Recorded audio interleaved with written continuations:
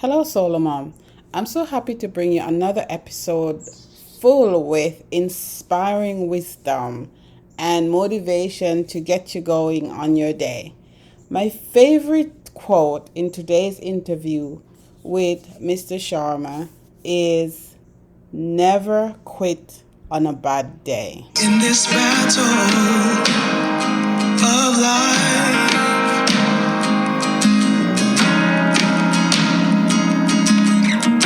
it's hard to keep your head above the water to win this fight. My guest today is Rahul Karan Sharma. Welcome to SoloMoms Talk, Rahul. Thank you, Rosemary. Thank you, Jen, for having me here. Absolutely. My pleasure. Before we get into what you do, could you tell us who is Rahul? Sure. Professionally, Rahul is a global learning executive for learning and development for a multinational company. I've been privileged to author two books, and I'm also a public speaker. Personally, I am a service-oriented individual. I love helping others. I love it's just not helping. I love helping others that will allow them to go to the next level. So it's just not Okay. about helping. When I want to help or when I like to help is I want them to go to another level. So Okay. I'm a left brain person and love swimming and playing Sudoku. Oh, all right. I've never been able to figure out Sudoku, so I guess I'm not that smart. Yeah. Okay. All right. So, in your bio, it says you're a talented author and you are also a facilitator and coach. Tell us about Mhm. your work. And I guess that coaching work is where you help people, right? Correct. So I'm still part of corporate America, Jen. Currently, my coaching assignment are more internally, but yes, based on the people I know, I do get referrals. So I'm more doing more support to them to uplift them. In my day-to-day work, I do workshop more on the teamwork, leadership, in helping people find different ways to make things happen. Okay. Sometimes we get stuck, and when we get stuck, we need directions, we need Right. a way out. So that is what I do. So when people are get stuck, I help them. Okay. All right. Generally, I get that. So let's zero in on some things. Our audience are mainly solo moms. And I'm going to ask you one question and answer it two ways. One, what is the biggest challenge you see in solo moms as employees if you're able to recognize them as a single mother? And versus solo moms who are not in your corporate environment, like generally. Right. So solo mom in corporate environment, I see that they struggle when they are not getting any support uh, personally for the kids for their household chores is when they struggle. And Mm-hmm. what happens is when they struggle, it impacts their mind and it impacts their ability to work efficiently, so they are not able to give their 100%. Right. um, Whereas the solo mom who are not part of corporate America to their kids, and they are more attentive, they are more listening, and they are able to help their family in an effective way. Right. Yeah, I got it. I got it. Yeah. All right. So tell us, what can a solo mom do, a working solo mom? Because despite the fact that she has so many balls juggling, she can't really drop any of those balls, can she? Especially if she has an inconsiderate boss. Hmm So hmm give us a working solo mom a tip or two. So the first thing I would say, Jen, is believe in yourself. You have greatness in you, and you have an ability to do anything that comes your way. So never Mhm. underestimate yourself. Number two, most of us we try to take action, and we take action when till the time it is perfect. My request would be Don't go for that perfection. Take imperfect action, but on a consistently basis. Mm, And that could help you be closer to your goals, to your dreams. And so that would be another thing. Another good thing, which I am also struggling, Jen, I will admit it, is learning to say no. mm, That is something I'm working on it. I would not say I'm an expert there or I'm good at it, but my recommendation would be, if we learn to say no, we are saying yes to all the things that we want to do. Okay. So right. those are some of the tips I would give to our solo moms. Okay, thank you. Great tips. Great Hmm. tips. You don't have to be a solo mom to be able to, empathize with a solo mom, Mm. right? Yep. Yep. Okay, thanks. And that what you said, learning to say no takes a shift in mindset, right? Hmm. Hmm. Okay. Absolutely. All Absolutely. right. It's a big shift. It's a big shift. So it's not something that will happen overnight, Mm-hmm. because the mindset shift happens predominantly subconsciously.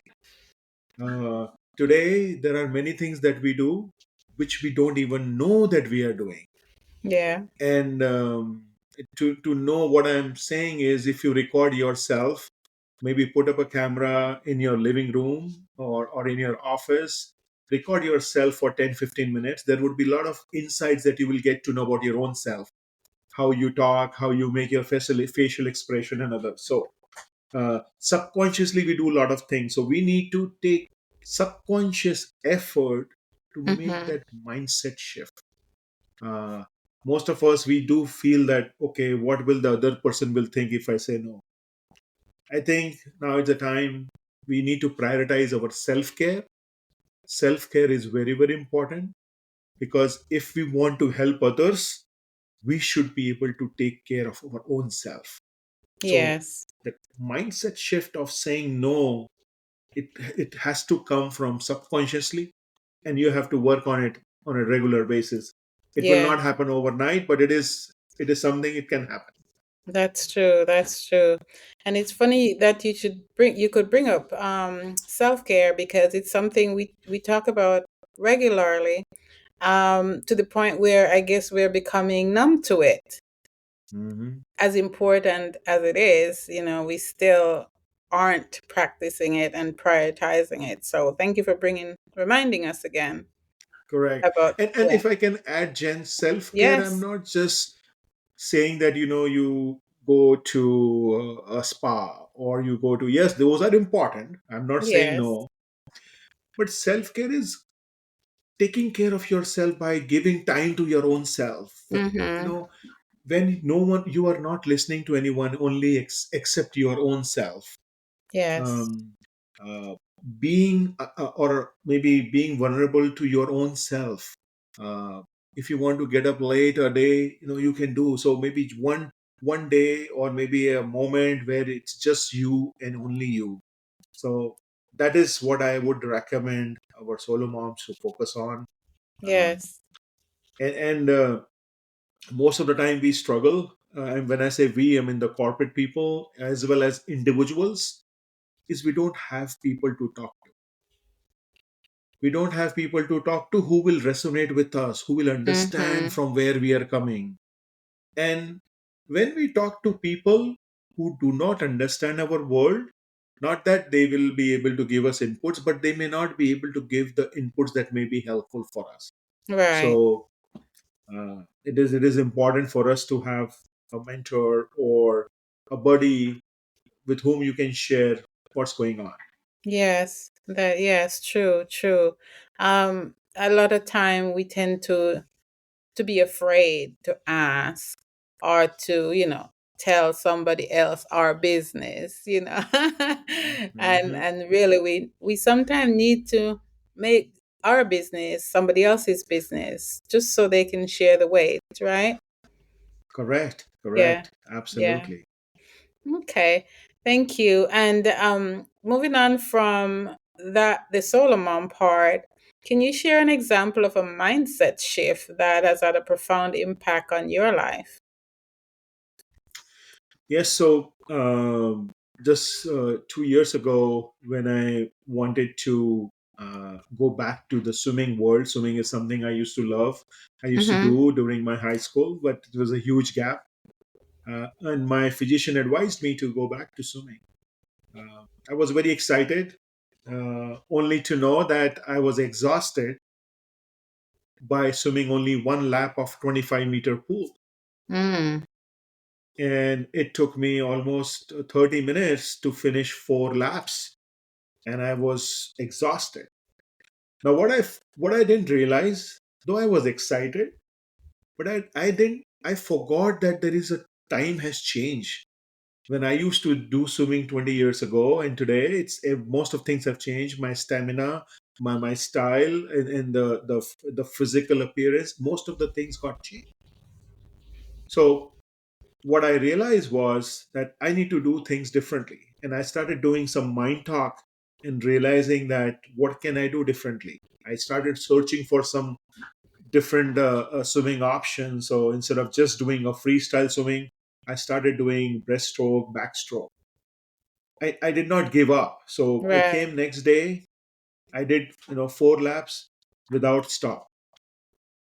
Then another day I came, following day, 6 laps, 8 laps. In a span of 3 weeks, Jan, I was able to swim for 40 laps without a break.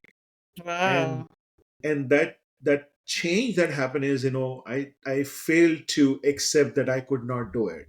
So it's Right. just never giving up attitude is something that had a profound effect on me personally. Yes, yes. Thank you for sharing that because the other thing that we tend to use a lot is that once we hit 30 or 40, it's like everything is because of our age, right? And so, well, at my age, I shouldn't be doing this. I was good at it at 20, but not now. So I appreciate you sharing that story because, it helps keep our mindset where it should be, which is don't give up. Correct. Correct. Yeah. Correct. Correct. Correct. Okay. So let us ask you another question. What are some of the common habits that are associated with happiness and well being? And that again, we're going back to, what kind of things we could do as solo moms to keep us happy because sadness is our friend, right? And well-being is just so far away that so share with us, please. So that was the whole premise of my book, Habits for Miracles, Jen. So I will talk about the two habits that Mm-hmm. will help us in making our brain more happy. So the first is the mind talk, and the concept of mind talk is our brain, our subconscious brain, is unable to distinguish between what is real and what is imaginary. Right. So when we inject positive talk to our mind, our body stays in a stress-free environment, a more happier environment for closer to 6 hours. So every time we are talking positively to our own self, it is making our mind, making our brain more happy. Mm-hmm. So the habit that we should inculcate within us is practice of positive mind talk. Uh, I understand there may be a lot of negativity that may be going around, but that is where we need to subconsciously think about thinking positive and talking positive to our own self. Right. So that is one habit. The other habit I would say is focus on doing the self analyzation. What I mean by self analyzation is, and this is again another habit of my word miracle acronym, analyzation. I would want us to evaluate what are our strengths, what are our areas of improvement, and what are the things that is a sweet spot of ours. Many a times we try to do things that we know it is not our sweet spot, Mm-hmm. but still we go for it. I'm not saying don't challenge yourself, don't do things that you don't like, but where I'm going at is if you don't know few things, then be vulnerable, be open to ask for help. Yeah. It takes a village to make things happen. So you are not alone. If you are having a feeling, if you are struggling, there will be 100 others who will be struggling at the same time. Mm-hmm. So ask for help, not because you want to be seen as a weaker person, but ask for help because you want to become stronger. Mm. So I like so that. uh, mind talk and analyzation, those will be two things that will allow us to, to stay happy. When we know ourselves, we can do better, and we can make a happier place around us. Yes, absolutely. Ask for help so you can become strong. I like that. I Yeah. like that. Okay. So I know in corporate you do support employee support. But tell us about your side hustle. Yes. So this book of mine is primarily, I wrote for folks who get stuck in life, folks Mm-hmm. who don't get direction. So I have written two books, Jen. One is Be Action Oriented, and Okay. Habits for Miracles.